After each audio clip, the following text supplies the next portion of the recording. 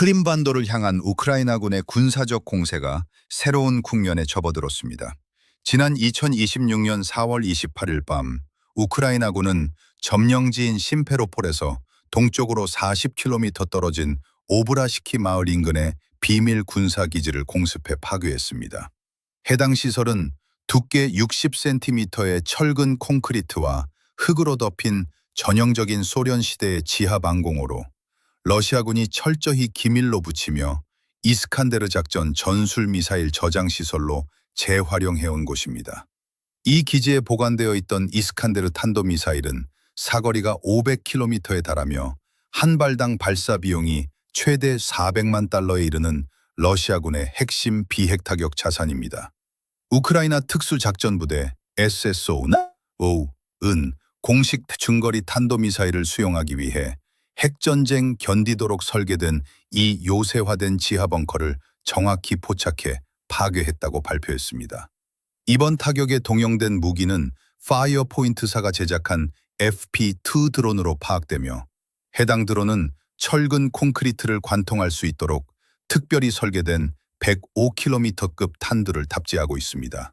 결과적으로 러시아가 천문학적인 비용을 투입한 탄도미사일 자산이 극히 적은 비용에 우크라이나군 드론에 의해 무력화된 것입니다. 이번 공습은 단순한 단발성 공격이 아니라 크림반도 전역에 걸친 러시아의 군사적 입지를 무력화하려는 우크라이나군의 체계적이고 의도적인 공세의 일환입니다. 실제로 2026년 5월 9일 토요일 오전 현재까지 우크라이나군은 크림반도 내 이스칸데르 미사일 기지, 레이더 기지, 방공 시스템 등을 연이어 격파하며 러시아군의 방어망을 무력화하고 있습니다. 이는 지난 2014년 러시아가 크림반도를 불법 병합한 이후 축적해온 군사적 통제권을 근본적으로 흔드는 전략적 맥락을 지니고 있습니다. 과거 푸틴 러시아 대통령은 크림반도를 흑해 함대의 본부이자 핵심 물류기지로 삼고 방공망과 레이더망을 강화했으나 우크라이나군은 정면 돌파 대신 정밀 타격을 통한 장기적인 고사 전략을 취하고 있으며 이번 4월 28일의 공습은 그 핵심적인 도화선이 되었습니다. 우크라이나군이 전개하고 있는 크림반도 공세의 세부 지표와 구체적인 사건 일지가 확인되었습니다. 이번 작전은 러시아의 방어 자산을 단계적으로 해체하는 고도의 군사 전략에 기반하고 있습니다. 우크라이나군은 지난 2개년에 걸쳐 흑해 함대 전력의 3분의 1 이상을 미사일과 해상 드론으로 파괴하거나 무력화했습니다. 그 결과 2024년 5월까지 푸틴 러시아 대통령은 세바스토폴 본부에 있던 잔존 군함들을 노보로시스크로 철수시켰으며 크림반도를 보호해야 할 함대 전력은 완전히 상쇄되었습니다. 이와 함께 전방 보급로인 케르치대교의 물류 기능 역시 지속적인 타격을 입어 군사 보급 도구로서의 기능을 상실한 상태입니다. 이러한 보급 차단에 이어 현재 진행 중인 2026년 4월과 5월의 공습은 크림반도 내 방어 인프라를 완전히 해체하는 데 집중되어 있습니다. 날짜별 타격 기록을 살펴보면 4월 28일 오브라시키의 비밀 이스칸데르 벙커가 파괴된 데 이어 바로 다음 날인 4월 29일에는 MR-10 레이더 기지와 유류 저장고 그리고 방공 시스템이 동시에 타격을 받았습니다. 또한 5월 2일 밤에는 이스칸데르 전술부대 전체와 복수의 레이더 시설이 추가로 격파되었습니다. 레이더와 방공망의 연쇄적인 파괴는 러시아군에게 수리 불가능한 사각지대를 만들고 있으며 우크라이나군에게는 새로운 공중회랑을 열어주고 있습니다. 여기에 더해 우크라이나 해군은 케르치 해협에서 직접적인 작전을 수행해 가시적인 성과를 냈습니다. 공습을 통해 케르치 대교를 경비하던 러시아 연방보안국 FSB 소속 소볼급 순찰함과 P-279 대침투 주정을 타격해 무력화했습니다. 이는 교량 자체를 타격하기 전 경비 전력을 먼저 제거함으로써 해상 통로를 확보하려는 명확한 사전 의도로 풀이됩니다.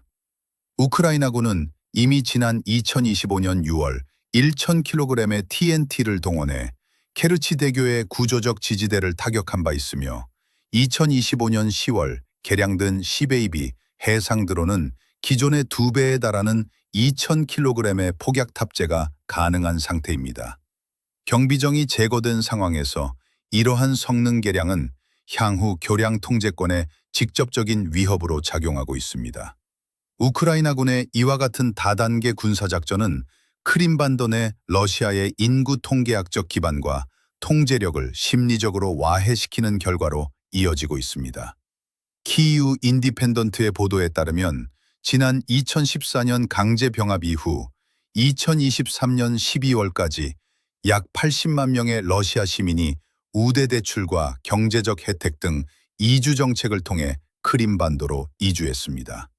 그러나 최근 우크라이나군의 정밀 타격과 케르치 대교 경비정 무력화로 인해 러시아 이주민들 사이에서 안전에 대한 불안감이 급격히 확산되고 있습니다. 반면 전쟁 전 입국이 거부되거나 쫓겨났던 우크라이나 실향민들과 2023년 말 기준 잔류 중인 약 10만 명의 우크라이나 주민들은 이번 군사적 조치를 자국 영토 회복의 과정으로 주시하고 있습니다. 러시아군 수뇌부는 우크라이나군이 방공망을 파괴할 때마다 기존 방어 공백을 방치하거나 다른 전선의 방어 자산을 크림반도로 이전해 전반적인 방어 태세를 약화시켜야 하는 전략적 딜레마에 직면했습니다. 우크라이나군은 전면적인 지상군 돌파나 대규모 상륙작전 대신 지속적인 소모전과 물류 차단을 통해 러시아군을 고립시키는 전략을 고수하고 있습니다. 지난 2026년 3월 우크라이나군이 동부 본토에서 전개한 활발한 방어 전략은 러시아군에 상당한 인적, 물적 손실을 입히며 크림반도로의 군사적 집중을 분산시키는 데이터적 근거가 되었습니다. 향후 케르치 대교의 기능이 완전히 마비되고 보급이 차단될 경우 크림반도 내 러시아군은 전투 없이도 고립될 가능성이 높아지고 있습니다. 이번 공세는 대규모 보병 격전이 아닌 드론과 정밀 타격 자산을 활용해 점령지의 군사적 가치를 떨어뜨리고 철수를 유도하는 새로운 형태의 작전 모델을 보여줍니다. 향후 몇 주간 크림반도 전역의 추가 레이더 기지 파괴와 케르치 해협 내 연방보안국 함정의 침몰 여부는 이번 전쟁의 향방을 가르는 핵심 지표가 될 전망입니다.